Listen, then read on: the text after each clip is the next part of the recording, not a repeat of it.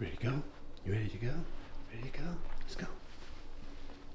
What is going on, folks? Welcome back to another video. It is Sunday morning. It has been 1 week since the Surf City half marathon. I'm about to go out for a run.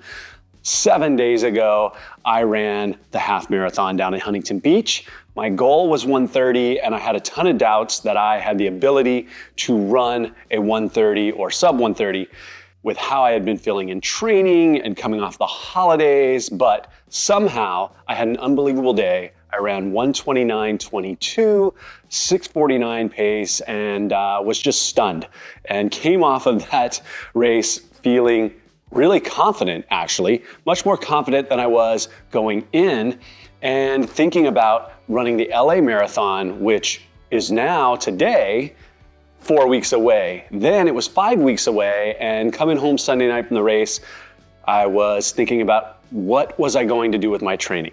How was I going to ramp over the next 5 weeks to run the LA Marathon and then roll into my 70.3 training for Morro Bay, because that is really my A race for the first half of the year. If I'm gonna take a shot at trying to qualify for the World Championships in Spain, that is the race. I am eyeing a 4:40 or less for that race, which would be a 5-minute PR.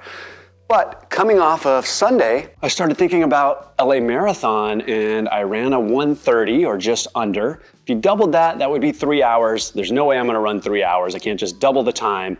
But in order to qualify for Boston for my age, 45 to 49, it is a 3:20. But you wanna run 5 minutes under that to make sure you get far enough below that time that you actually make it into the marathon. So my target will be 3:15 or below, which means if I double that 1:30 I ran last week to 3 hours and add 15 minutes, instead of needing to run 6:52s in order to break that 1:30, I would need to run 7:29s to get under 3:15. And after the half marathon, that sounded somewhat possible. So after going round and round on how I might attack my training for LA as well as Morro Bay, I decided to reach out to one of my co-hosts of the OC Endurance podcast, Tony Macias. He would help me kind of put together my run training from now until Morro Bay, figure out what to do until LA, which is only 5 weeks away,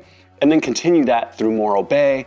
I will handle my swimming. I basically swim masters, and I will do all of my cycling programming leading into Morro Bay. He said yes, so I was super pumped to get back to training. I decided I would actually take Monday and Tuesday off from running because after La Quinta, I tried to jump right back into running and it was too quick. I didn't give my body enough time to recover. Sunday was a max effort for me.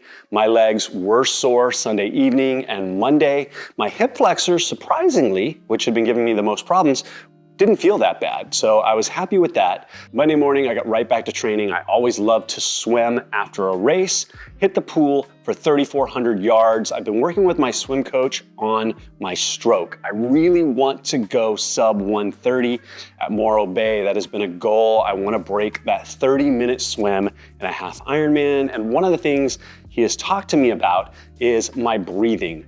Right now, my stroke is centered around my breathing, meaning breathing is number one. I'm gasping for air. I'm driving my right arm too far forward, which is allowing me to over-rotate, take a nice big breath, and then come in, and my left arm is actually pulling short. He wants my swimming centered around my stroke, not my breathing. So I've been doing a lot more swimming with a snorkel, really focused on, instead of driving that shoulder super far forward, drive it forward, take that breath, but it's not pushing me so far so that I'm over-rotating, and then focusing on that left arm, getting a nice forward placement. Again, not too far where I'm driving, twisting the hips too much, but getting it nice far forward and a nice strong pull, and then a nice quick breath instead of feeling like I need to rotate, take a huge breath of air in, and it's just throwing my stroke off, which causes me to swim a little more in an S instead of really straight,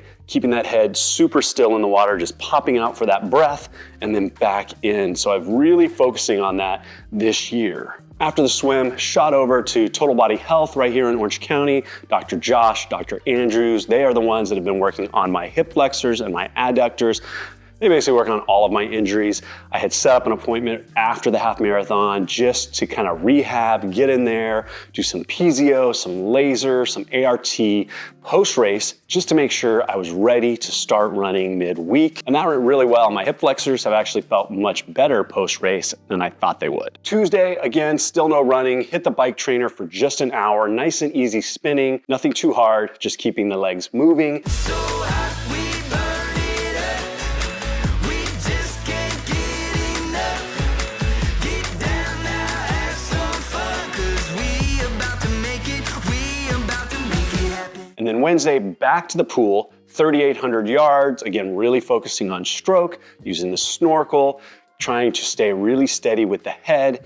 And Wednesday evening was my first run post-race. Wednesday is always track night, met up with the crew and started doing my warm-up. That sequence that happened at the beginning of the video, me running, that was from Wednesday night's warm-up. About 1 mile in, all of a sudden, my calf just seized up. It felt like I had been stabbed in the upper outside of the soleus, kind of up near the knee, but just below in the calf. And it just almost like seized up like a cramp, but the whole thing was super tight.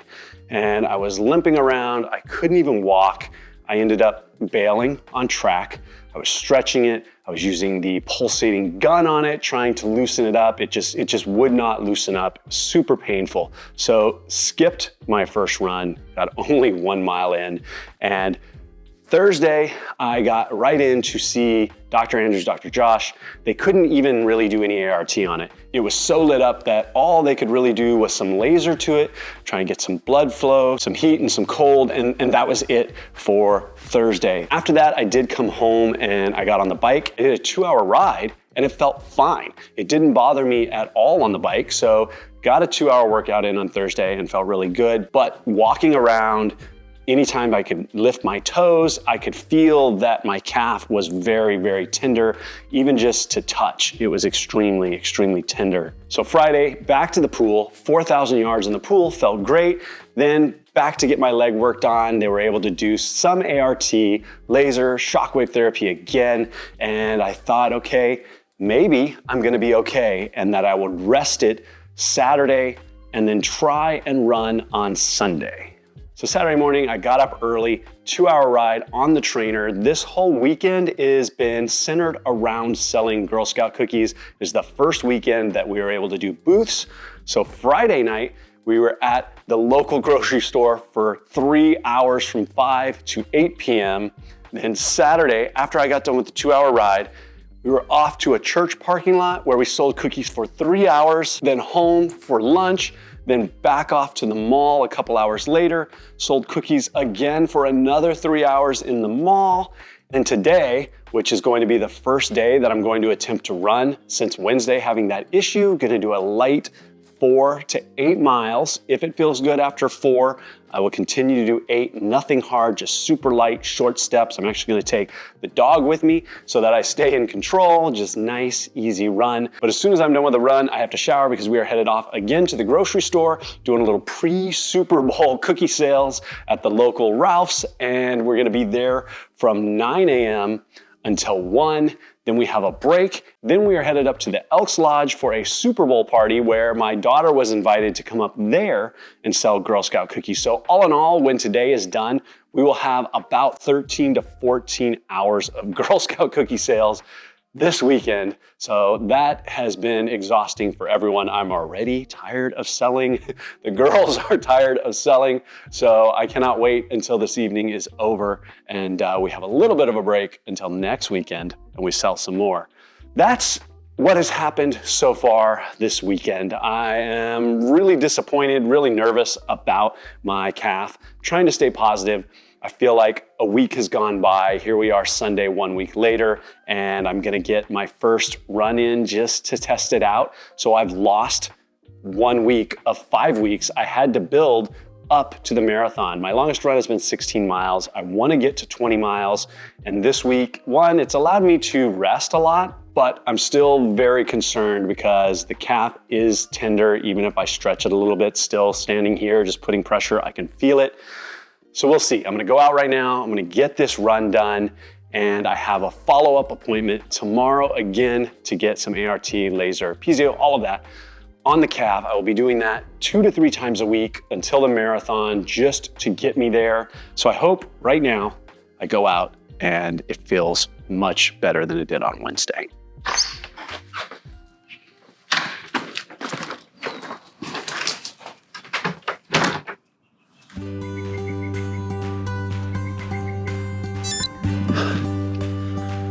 I'm gonna start this out with just a kind of a brisk walk to start, see how it feels. We're gonna go uphill, and then once we get to the top of the hill, start doing a little jog.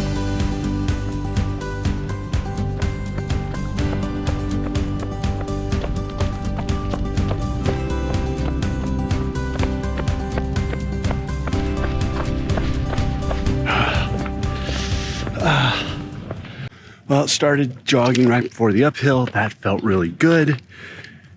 Made it about a quarter of a mile, realized I did not have poop bags for the dog. So turned around, started jogging back downhill.